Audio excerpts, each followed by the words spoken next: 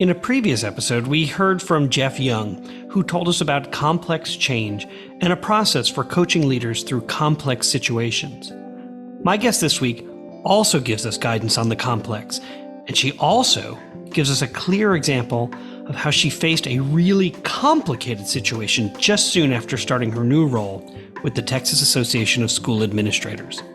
Jill Siler joins me. It's a great episode. I'm Peter Stiepelman, and this is An Imperfect Leader. Today on An Imperfect Leader, Dr. Jill Siler is my guest. And Dr. Siler, a former superintendent, is the Deputy Executive Director for Professional Learning with the Texas Association of School Administrators in Austin, Texas. She is the author of Thrive Through 5, Practical Truths to Powerfully Lead Through Challenging Times. Dr. Jill Siler, welcome to An Imperfect Leader. Thank you. It is so great to be on today with you. I'm thrilled to have you. Well, Jill, I came across an article that you wrote, Elusive Mentoring in the Superintendency, and it actually prompted me to recall a similar situation or an experience that I wrote about in my book, An Imperfect Leader. And I wrote this. I said, when a candidate is being selected to lead an organization, there's this transition from being the applicant to being the leader. And I asked, have you ever seen the movie, or the end of the movie, The Candidate? It's right at the end. The newly elected Senator Robert Redford seeks momentary refuge with his strategist, first in a service elevator and then in a hotel room. He's just won a hard-fought election to be a U.S. Senator, and in those few seconds of solitude, his face, like truly contemplative and obviously transformed, he says, "What do we do now?" Right? And you wrote about this very similar experience. And I mean, you described being at a board meeting and recognizing that you were really going to need a mentor. And then you go on to discuss the 3 obstacles for superintendents. Would you talk about those 3 obstacles that superintendents face and your advice for those being mentored and those doing the mentoring? Yeah, absolutely. And I love that example that you shared. And I think, getting to the place of becoming a superintendent, obviously there's so much skill there, right? These leaders are experienced and they're seasoned, and we know how to go and get these jobs. We're prepared. We do all of the research in the background. And so I recount in this article that I wrote, being at that first board meeting and then thinking to myself, oh my gosh, like, do I introduce CIM? Do I wait for the president? Like, do I even vote? And realizing, oh my gosh, there's still so much to learn, even though there's been so much that's brought me to this point already. And so talking about just mentorship and how it can be a little bit elusive in the superintendency for 3 main reasons. One of them comes down to trust, which is that when you go into this new organization and you're in that role of leader, it seems like everyone is connected to everyone else, and you are in many cases, the new person and trying to find your way amongst these connections that you don't even know that exist. I shared the story that, I finally kind of lowered my guard and really shared just some things that I was struggling with. And I got back to my district and I was kind of proud of myself. And I mentioned to my assistant, I was like, oh, I shared with so-and-so a little bit about what's going on. And she kind of paused and she said, that's the college roommate of the former superintendent. And I was like, oh, no, I didn't. And of course, it wasn't anything about that, but it was just a reminder of how small this world is. Yes. And how difficult it is to have enough trust to really share about the things that we're struggling with as leaders. And then 2 is just this idea of finding someone who's truly aligned to the values that you have. And we're all in this work to serve kids and to be great support to the adults that are doing this work as well. But really trying to find that connection for someone who truly understands where you're at and can pour into you. And then my third one that I shared, which I think is just so true for all leaders today in terms of finding that good mentorship, is complexity and time. In other words, the amount of time that it takes to orient someone to our specific situation and the context that we're operating in almost makes it such that we don't even have the time to do that. And so therefore, we're like, I just can't even broach this with someone else because I don't even have enough time or the bandwidth to get them to the place where they could truly give me impactful information. So those were a couple things that I talked about to start that article off. All 3 of those, so incredibly important. I think about the connections. I mean, we think through systems thinking. We think about how people are connected department by department. And then with the external system in terms of just how small our world is. So true. I think so many of us have those Oh my gosh, those experiences. I was like cringing and thinking not of your experience, but of those that where I've like sought to trust someone to say something off my chest and then immediately finding out how they were connected to others. So, wow. And then that complexity and time, so true in the sense that you want to be someone who engages in high levels of collaboration and shared leadership. And then thinking about, as a superintendent, we make 1,000 decisions a day, and how much time it takes away from trying to make a thoughtful decision by having to bring people in. And though I don't get a sense that you're actually saying not to slow down and be thoughtful about these like monumental, transformative, complex decisions that really do need to include the people most impacted, and how you have to do that. But you have to be somewhat judicious about how often do you bring people in and how often do you try to just make decisions on your own. Right? That is so true. And I think too, when you're talking about leadership and reaching out to others for that level of support, just reminding ourselves that it's not always the what that we're after. One of the quotes that I include is from Adam Grant. And he says, the best way to learn from mentors is not to absorb what they know, but to internalize how they think. Collecting their knowledge helps you address the challenges of the day. Understanding their thought process helps you navigate the challenges of a lifetime. And that's where, we have to come as leaders, is how do we learn from people and how they think and their systems and their processes, not just what they would do in that specific situation. Yeah, you're speaking to coaching as opposed to consulting. You're not asking them to tell you what to do, but rather to help you think through an issue in a situation. In the leadership model that I use to advise others, there is a dimension, the leader's learning work. And that's really the mind of an organization's work. And inside the dimension is a term, supporting resilience. But in what I've read of Thrive Through 5, you express so well. And by the way, I'm so inspired by so many testimonials from around the world around the impact your book has had on their practices. You express, in your words, we all have to deal with that small percentage of our work in life when things are really, really hard. And you speak to the idea that we aren't successful if we just survive those moments, but rather when we thrive. And so, again, in your words, this work is to help us lead through really difficult times in a way where the 5% doesn't overshadow the 95% of what we really love. And whether we call it productive struggle or resilience, you stress the importance of embracing the human side of leadership. What are some clear strategies for avoiding the 5% that burns leaders out? How can they thrive? Well, so first, not to crush your hopes and dreams, but there is no avoiding the 5%. Forget it. We're done. We're done. I thought this was it. I know. I wish that there was a magic wand that we could wave that said, if you do this, this, and this, you're never going to have that, contentious situation with a parent that no matter what we do, we just can't seem to make it right with them. Or we're never going to have that personnel situation that goes off the rails, or we're never, going to have that young person that we really struggle to help recognize the impact of their decisions. The truth is that part of this is recognizing that there is a portion of this work that is incredibly, indescribably difficult. And so knowing that, how do we approach this work in a way where we recognize that that's going to happen, and we don't just maybe find the hole that we can crawl into when it does, right? Because the truth is that this work is challenging and it's complex, and those situations are coming at us faster and more frequently than we would have ever liked. So how do you do more than just survive those moments? How do you really thrive? And that's really what I try to dig in and write about. And so if I were to share a couple things with you, the first thing that I think about and talk about frequently is just how do we deal with things when they don't go well, which is really what we're going to talk about today. But how do we lean in and grow from failure? And, we talk about failure all the time, conceptually with our kids, we talk about it with our staff, but when it comes right down to it, we will do anything we can to avoid personal failure, professional failure, any kind of failure. But how do we instead lean in, grow from it, learn from it, and become better? I used to think failure was just something that we had to endure, but it's truly the thing that can make us great. So what does that look like? And it's not just how we fail. Even more importantly, it's how we lead when others around us are missing expectations.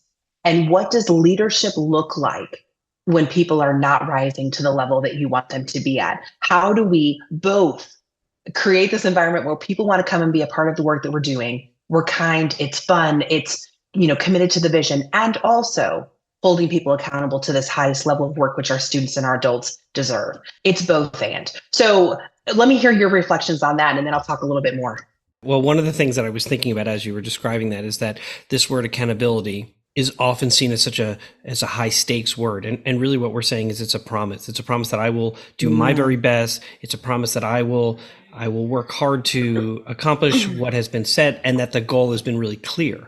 I think one of our challenges is when we as leaders have a level of accountability in our minds, but we don't actually share or communicate very well what it means to be successful. We don't have a shared image, whether it be leading a department or successfully completing a meeting or doing some innovative work that we believe that we've put them in charge of and have asked them to bring back information. Without that shared image, what happens is there's confusion and frustration, and people feel sort of rudderless. So that was my sort of thinking as you were talking about accountability, and the fact that what that does is increase that 5% to 10%. Because now we're trying to fix things. And then sometimes we're trying to fix it alone without including the people who were a part of that work to begin with. And we haven't really demonstrated true leadership because what we said is, I don't trust you. I put you in charge of this. I didn't give you clear guidelines. And now I'm going to fix your mess, kind of thing. And so that's kind of what I was thinking about as you were describing that. I love that. Yeah. And I think, when you're talking about just the accountability and, what leadership looks like in that situation, right? It's not necessarily always coming behind and fixing the mess. It's having that hard conversation to really help people understand where they're at, where they need to be, and what that gap looks like. And then talk about what the support needs to look like to help them be successful. And that leads me into, the next piece of this, which is really, how do we deal with the fear involved in the job, whether it's the self-doubt and the angst that we might have thinking about a certain situation or a certain job role change or responsibility, or just that pit that we get in our stomach as we walk into a situation that we know is going to be really difficult. And for a long time, I used to look at that as a weakness, right? If I was truly the leader that I espoused to be, then I wouldn't have those feelings. If I was truly equipped to walk into this really tenuous conversation with someone, then I wouldn't have this feeling of, I just want to go and throw up or whatever. And then getting to the place where you recognize that truly is a sign of leadership, that I value other people's dignity and self-worth and the work that they're doing enough to recognize the importance of this conversation. And I'm going to be human enough to walk into this conversation and to recognize that too, that I am imperfect and this person that I'm working with is also imperfect. And how can we work together to be the best we very can for our organizations and for our kids? How does the term an imperfect leader resonate with you? So, and I love the title. Love the title of your podcast, because I think that as you've heard, it resonates with where I come from in terms of my perspective of leadership, which is that in order to do this work really well, we not only have to know what to do, that is critically important. And we wouldn't be in these situations if we didn't. But it's not just what we do, it's how we do it that matters, right? That's the crux. That's what's going to set us apart as a leader is how we do this work, understanding that it's complex and that it's challenging and that there's multiple shades of gray. But it's how we approach this work that matters. And when we approach it in a way where we recognize the value of people and we recognize the imperfection amongst all of us, when we approach it authentically and genuinely, that's when we can truly get to the heart of the organization and bring people with us, right?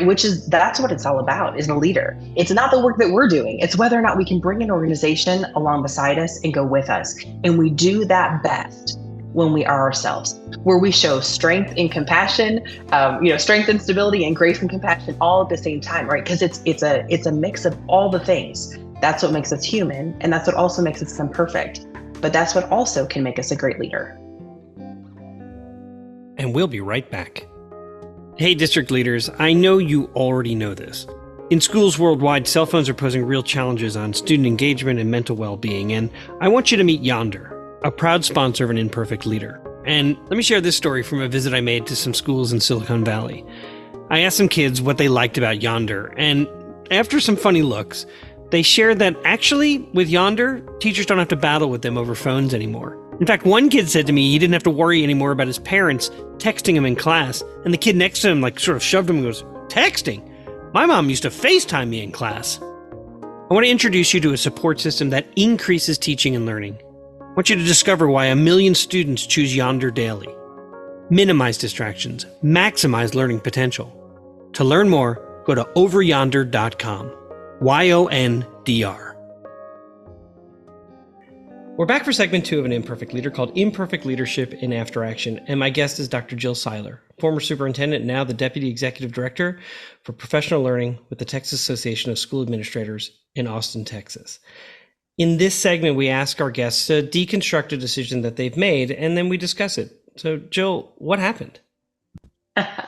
Well, when I thought about something to deconstruct, obviously I would love to pull something from the superintendency, but I'm all about learning as we go. And so I wanted to pull something more recent. And so I'm going to go with our last major conference that we held. And so I'm in a new role and I'm leading professional learning for our state. And this is a massive conference, almost 7,000 people in attendance.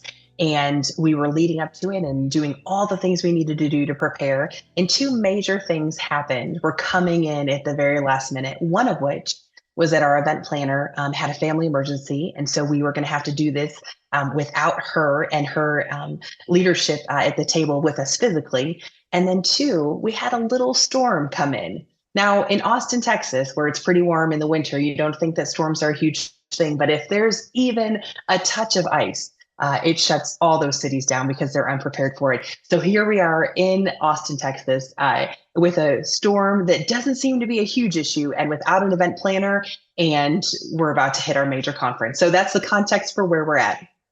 Oh my gosh, my heart is beating even though that you've already experienced this, but I'm thinking about all the different ways that those who are listening, who are organizing their own conferences, regional conferences, their own administrator day, in terms of bringing people together, and particularly big town hall meetings where this is sort of high stakes. I'm going to ask my community to think about raising taxes or going for a bond, and all of a sudden these things sort of throw themselves in the mix. So this is such a great, and as my mentor would say, juicy topic. So, okay, what got overlooked? Yeah, so I'm going to say two things: one on the good side, and one on the challenging side for sure. So both good and bad was the pre-planning leading up to it. And our pre-planning, I'm one of those where I like to think through every single detail. Like, let's be as thoughtful and as strategic as we can on the front end so that it looks seamless and flawless on the other side. So that's the mentality that I approach everything that we do. And so we certainly did that with this. And there were so many things that we did well. Losing our event planner, though, was definitely a hiccup. And so one of the great things that came from this, and of course we'll debrief as we get later in the conversation, was that we changed our systems kind of on the fly to make sure that everyone had access to all the information that they needed as we went. And so some sort of systems that were kind of just in that person's domain started being shared across the organization. And that has been hugely beneficial for us. But there was a lot of contingency thinking and planning that we really didn't think through in terms of what would a storm do? What would that look like for registrations? What would that look like for people being able to attend? What would that look like for, do we have to cancel or not cancel, or all of those sorts of things? Some of those major decision points we were left with making in the fly. And I'm going to talk about why that's so difficult when some forethought, just a little forethought, would have helped. The other thing that got overlooked was just a complete underestimation on my part on how critical being new is. I was a seasoned leader before taking this role. I have led events and conferences and all of those sorts of things, but being new in a role, being new in an organization, that you just can't underestimate how challenging that can be. And so to be in this new context and not necessarily having the knowledge to think through all of the intricacies, whether or not the bridge from the hotel to the convention center was going to ice over and become a hazard for our guests as it got cold, not knowing what to do and who to call on in specific circumstances, just not grasping how challenging it was going to be new to a role and new to an organization. Those would be a couple of things that I just didn't understand until that moment. I was thinking through as you were describing this, I'm going, okay, well, what about the bus company that is delivering students from a neighboring district that was going to come and their choir that was going to perform, or the band that was going to perform, or the speakers who now are stranded, not able to come, or maybe the session leaders who were now asking, can we do it virtually, or the vendors who are your sort of your lifeblood of like making sure the conferences can go off and they're not able to get their product there, And then it is, as you were talking about the fact that you were new, that I imagine that you learned a lot about it, from your experiences, like just about relationships, because those established relationships, they come with your experience and time knowing people, but not having known them probably played some sort of role in this. And so I'm wondering, what did you learn about relationships, and or what new relationships were formed? Yeah, well, and I think, and first of all, everything you said happened. We had no student performers the whole time. In fact, before the storm got too bad, we have huge performances at each one of our general sessions. And we found a young lady who was not far from the convention center that was literally in her third period class, like having an early lunch. And she got the call to come sing the national anthem in front of 7,000 people. And she Oh got my in her gosh. car and she drove Unforgettable. this 7 miles, and Right. with her sweatpants on, I mean, knocked it out of the park. And it was the most incredible thing. So I say that to say, one of the things that really challenging times does is it provides this beautiful context for surprises to be unveiled, right? Crisis doesn't make character, crisis unveils character. And these sorts of situations unveil beautiful things. That was just one particular situation. But relationship, it also does that. And so, having my event planner be out for a family emergency allowed other people to rise up in ways that we hadn't seen that capacity or capability before. And that was beautiful. It allowed everyone to work in a different sort of way. And it created this dependence on one another, this interdependence that has made our organization stronger. December 16th, 2016, throughout mid Missouri, there was this just unexpected ice fog, and it completely paralyzed the whole city. None of us saw it coming. Meteorologists didn't see it coming because it was sort of under the radar, and it absolutely paralyzed the entire community. And at the same time, as you said, crisis unveils character.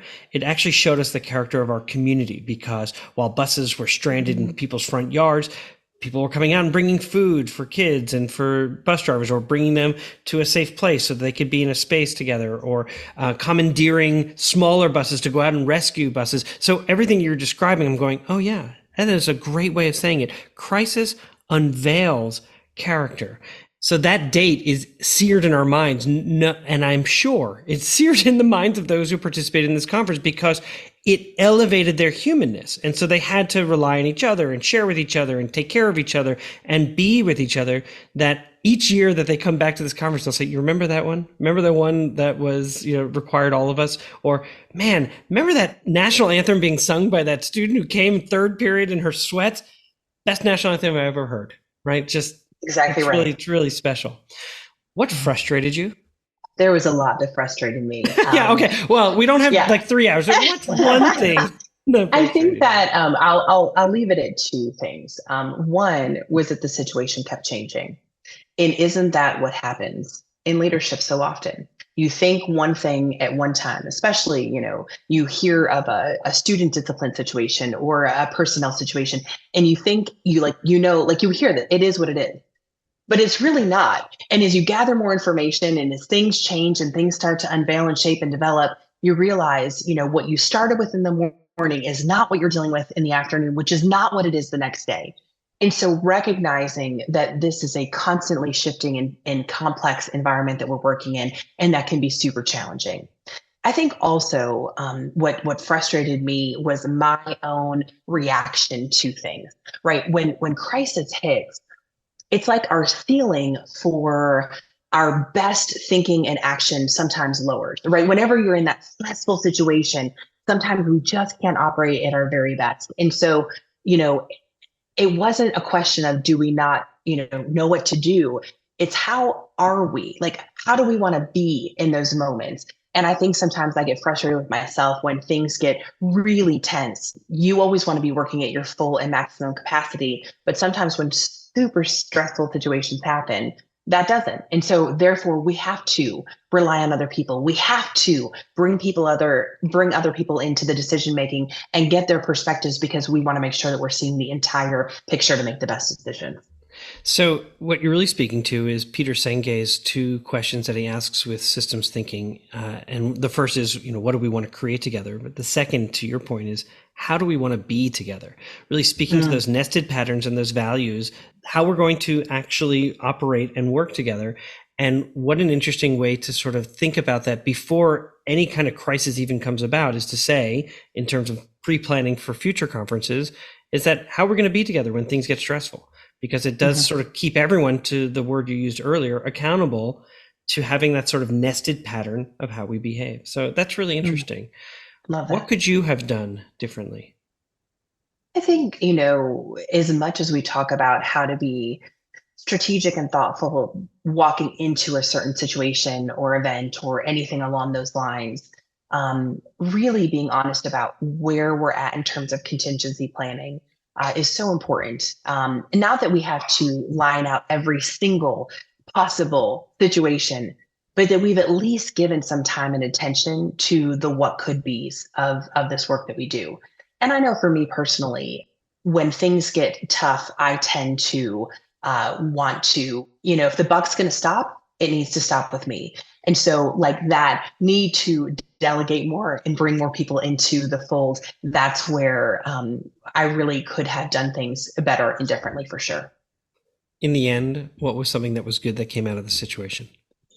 In the end, one of our keynote speakers could not make it on the day that they were supposed to make it. And so we had at least had the foresight to start thinking and talking and planning. And my day 3 closing speaker was actually in town, and we flip-flopped the whole thing. And that was phenomenal. He stole the show and was just amazing. And our other keynote speaker came in and did an outstanding job to close it out. The good thing was the weather was so challenging that most people couldn't get out of the city. And so we had an incredible conference because no one could leave. And of course, great thing that came out was that young person coming out to sing the national anthem, the only student performer of the entire show, which was just beautifully surprising. That is amazing. I imagine also something that's good is that as you're planning these subsequent conferences, you've been through it all almost at this point, right? I mean, you really have a very good idea of how to lead a successful conference. You were going to anyway, and now because of these added variables, you've really been tested. And yeah, well, and that's the beauty of leadership, is that every experience that you have, you learn and you grow, both personally and as a team. And you take those learned experiences with you, and you just become better down the road. And so I love that example because of that. What advice would you give to an aspiring leader?